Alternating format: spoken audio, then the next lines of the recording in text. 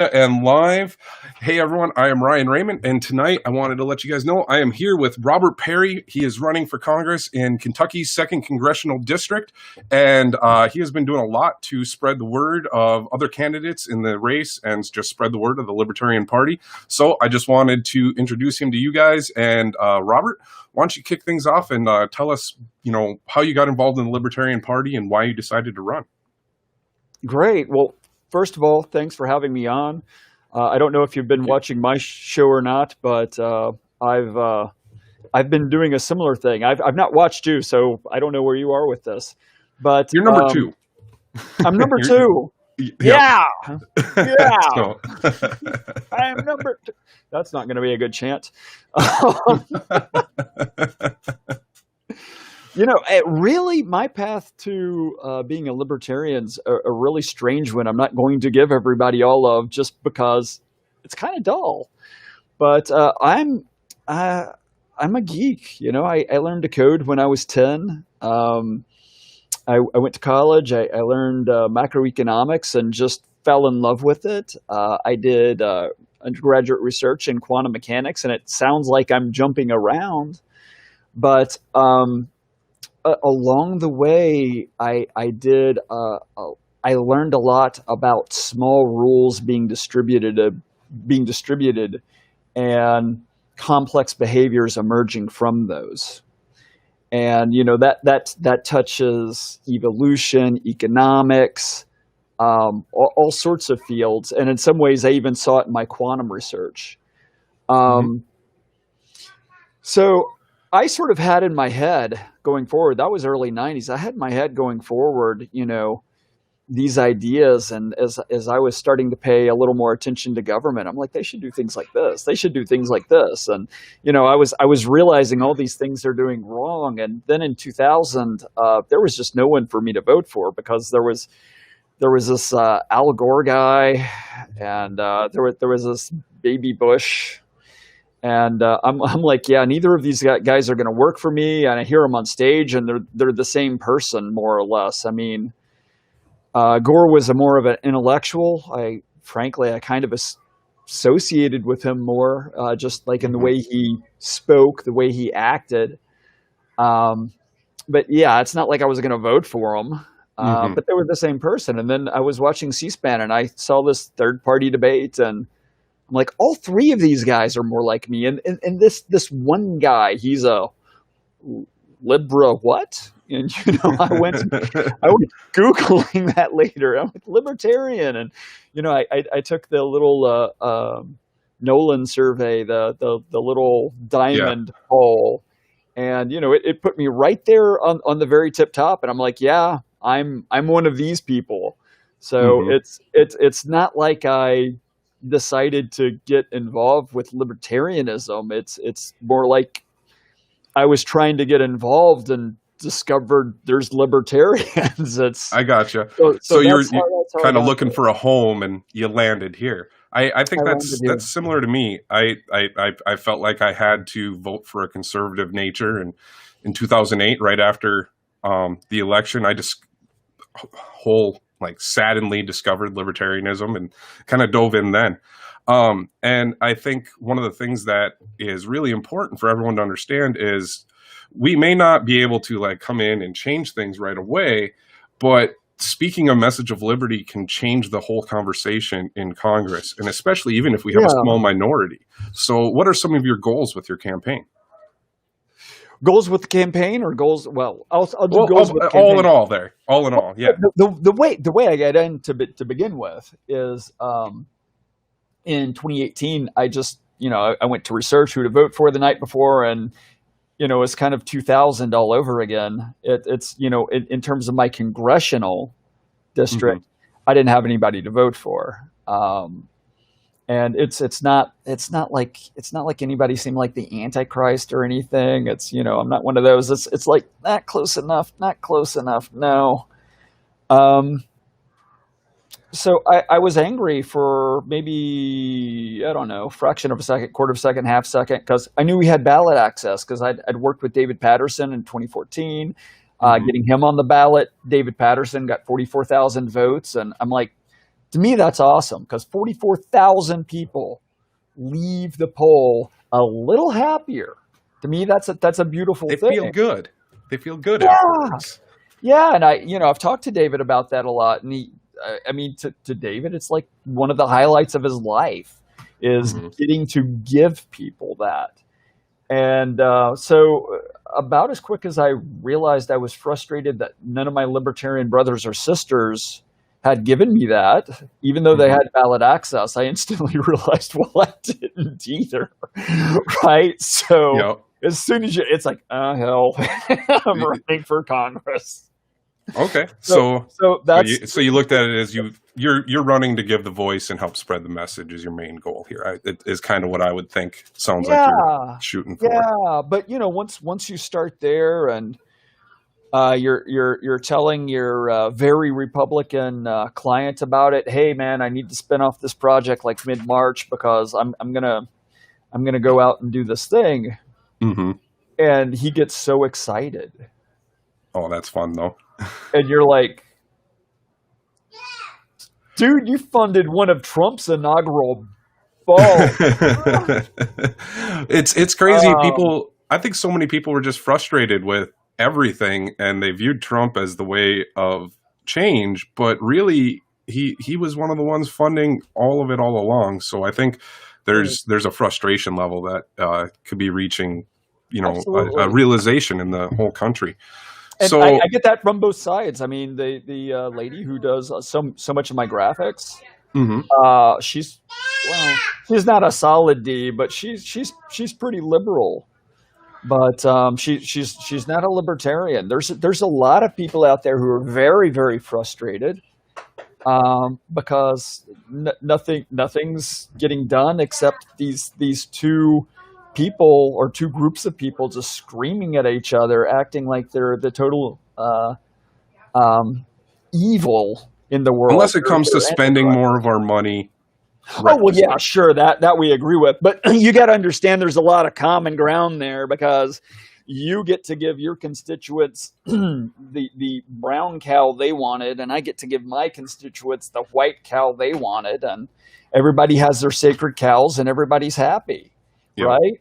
Yep. I mean, there's the grandchildren and stuff around, but they're not really around to say anything yet about it. So, they should have been present.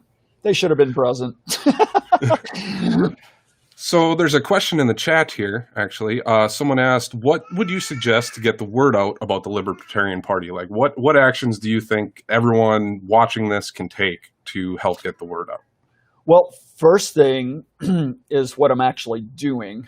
I'm trying to find people who have passions that are outside of libertarianism. So, for instance, if you watch my David Patterson video, we're talking about law enforcement. Okay. And then what I do is I do targeted Facebook ads to go after people interested in law enforcement or police reform, things like that. And, that makes sense. Of course, yeah. Yeah. And I have on Amanda Billings, and she's a great candidate, and she's running against Whitney Chesterfield, the guy who pretty much single-handedly kept people who need medical marijuana in Kentucky from having medical marijuana for another year. I mean, honestly, if you don't love the idea of people being in pain, not able to treat themselves, like if you'd like it to be the opposite, you don't belong in office. Yeah, go to perryforky.com, go to my candidates page, go to Amanda Billings, go to her page, give her money. I'm not even asking you to give me money. Give me money so I can get out messages like that. But on the medical marijuana thing, go help Amanda because we can't let that man back in office. Absolutely. Right. And you said you shouldn't be in office, but think about it. If you're out there as a citizen, you're letting this go on too. What are you doing? And people are voting for it. And I wish people would vote more to restrict their government than try and restrict their neighbor.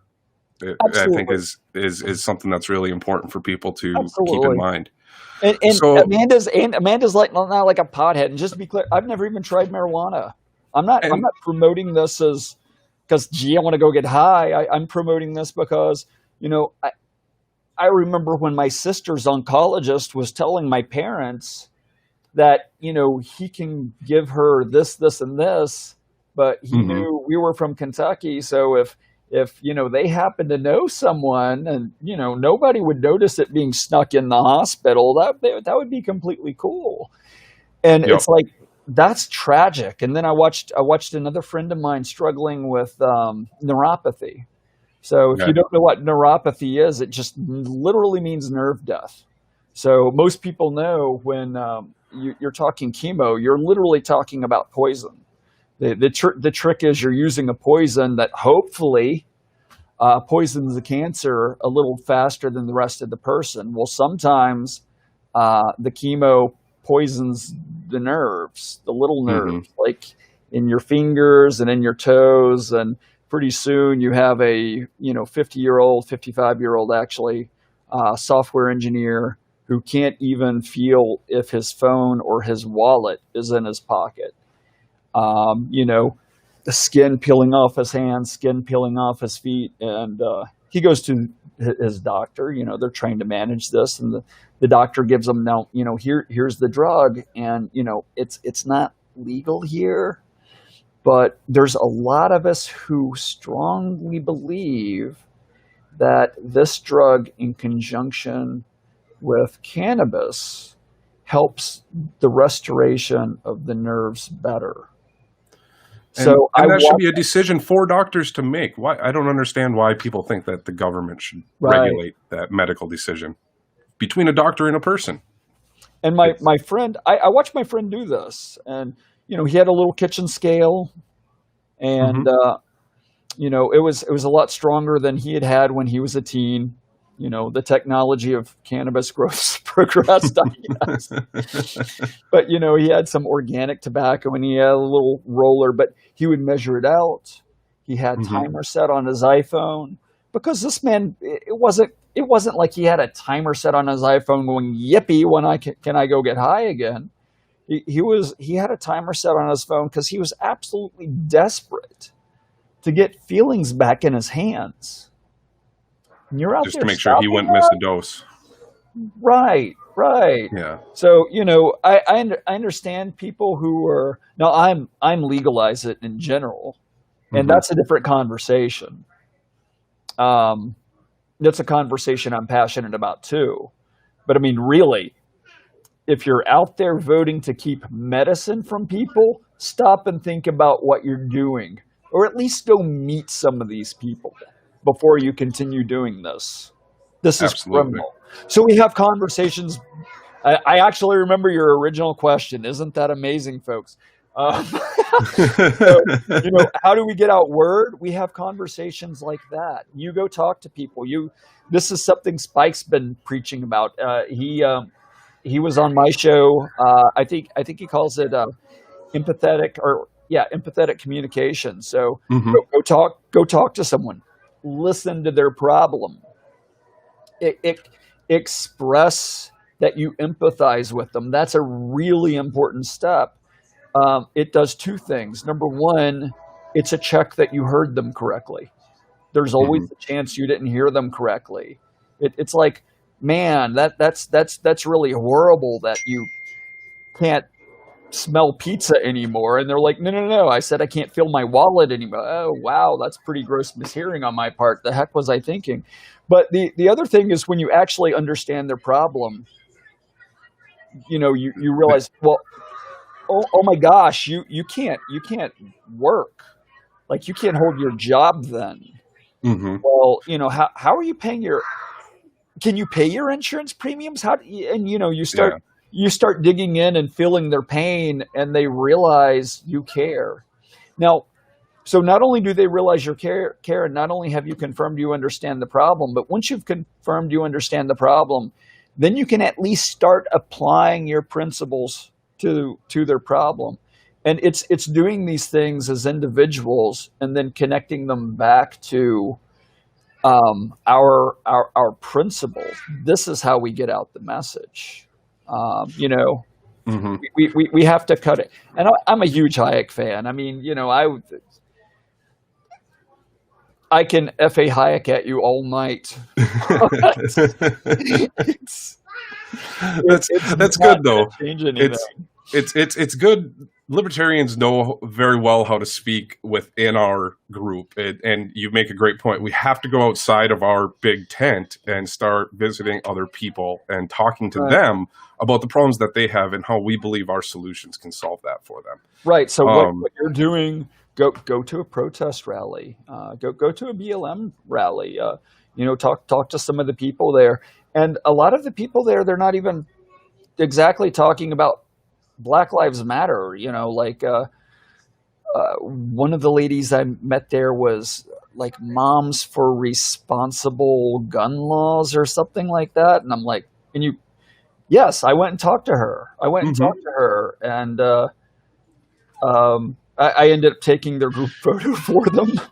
I mean, little things like that. I mean, you would take a group photo of a bunch of strangers you just ran into. Yeah, absolutely.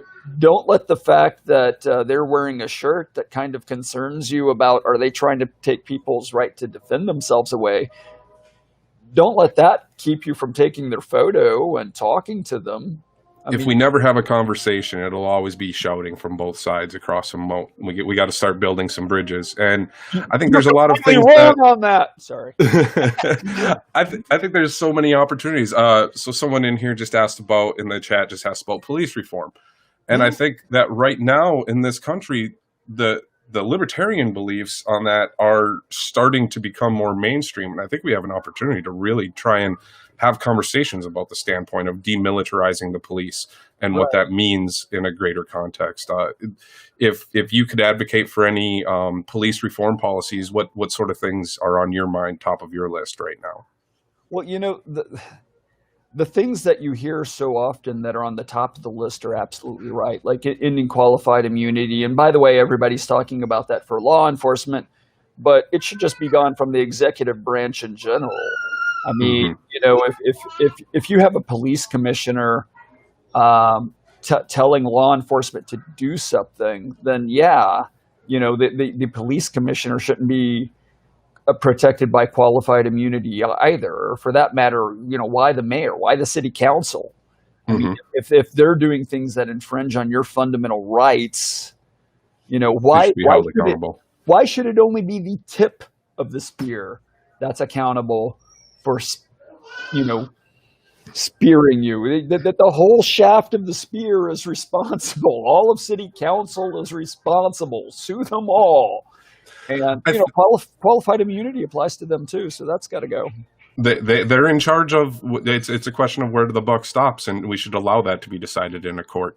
And I would have to double check, but I do believe AMASH's ending qualified immunity act actually takes that approach, that it's the concept of qualified immunity would be gone altogether, rather than just for police.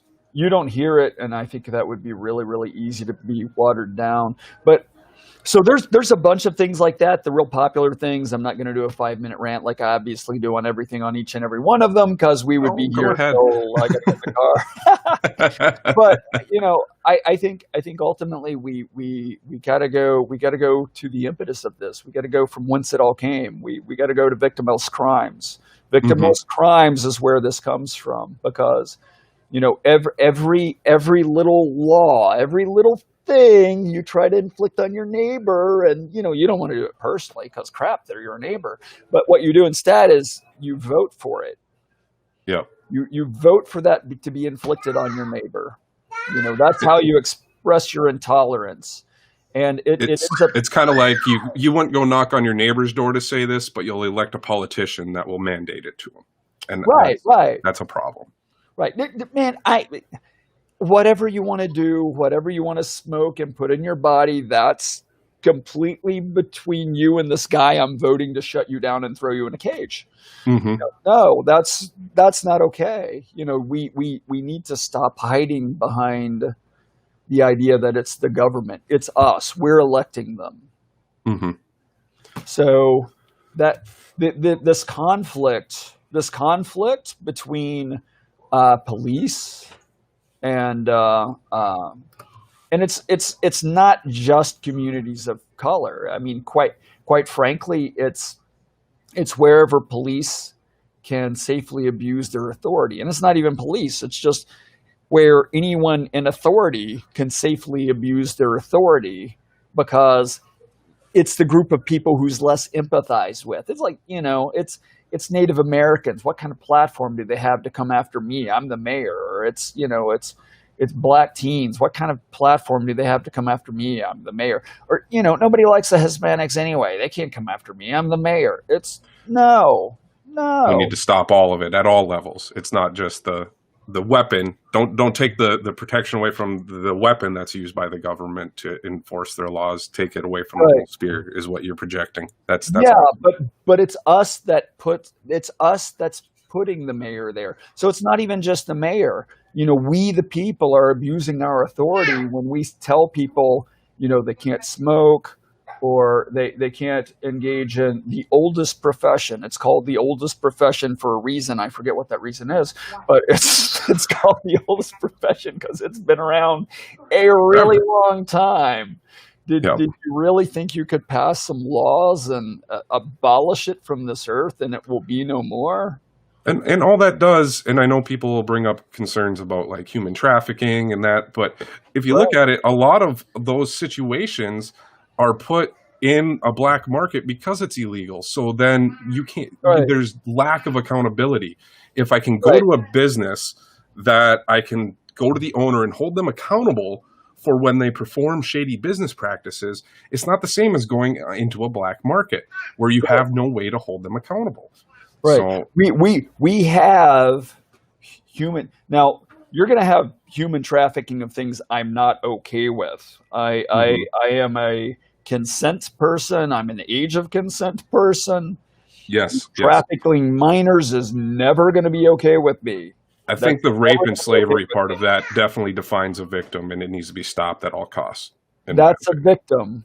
Yes. But, the idea of young women being trafficked, just in some cases, even young males being trafficked, you're making that worse with your laws against prostitution. Yes. And there are people out, you might not be able to empathize with them, and you might hope to God it's nobody ever in your family, and you might counsel people in your family against it. And I don't have anyone in my family I want participating in it, but there are people out there who don't feel the way you and I do. Mm-hmm. And you rarely improve someone's life taking their options away. There's I'm sorry, there's people who would make that decision, and if you make it legal, they can make that decision more safely.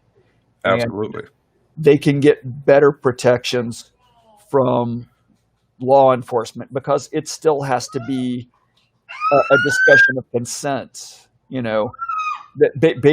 Basically, I want a prostitute to get the same basic protections that the guy behind the counter at the 7-Eleven get. Mm-hmm. Every consensual services and consenting adults should be able to perform business between each other. Now, in cases of force and fraud and abuse, that's why we still need police and courts to handle those situations, because we need to eradicate that behavior from the market. Normally, I hold up my copy of the law, but I didn't bring any copies of the law with me because it's a libertarian convention and they're all pros here. If I'm going to tell the law, they're like, I'm not a newbie. I've been here 2 days. I don't need that book anymore. But if you've not read the law, read the law. Or if you really don't like reading books, get the law anyway and read like the first 3 pages. You can read like the first 3 pages of the law, and if you're a reasonably clever person, you pretty much have the rest. You got it, understand? All right. Yeah. So some of the last things I kind of wanted to go over here, the goal is to get as many people aware of options in Congress. So for getting organized locally, I think is important. Any advice for people getting involved in their local Libertarian Party to help support their local candidates across the whole country here for everyone? That's being really tricky right now in general because of COVID. But as we do open up, first of all, Find your passion and help other people find their passion. And what I mean by that is a lot of us like to feel like we have a purpose. A lot of us like to have a mission. A lot of us like to be doing something. Get together and figure out what you can do and do it. One of the most gratifying things to human beings is feeling like they're changing the world around them in a positive way. So socials are nice. Mm-hmm. I'm not knocking socials. Have some beer, have some chips. BS about what idiots the statists are for 4.5 hours. That's fine. I'll be right there with you. But you're going to feel a lot better about yourself as a team if you find missions and actually do it. Now, I don't want to define what those missions are. You've got to. It's got to be your passion. It can't be my passion. And then the other bit of advice is don't work all the time.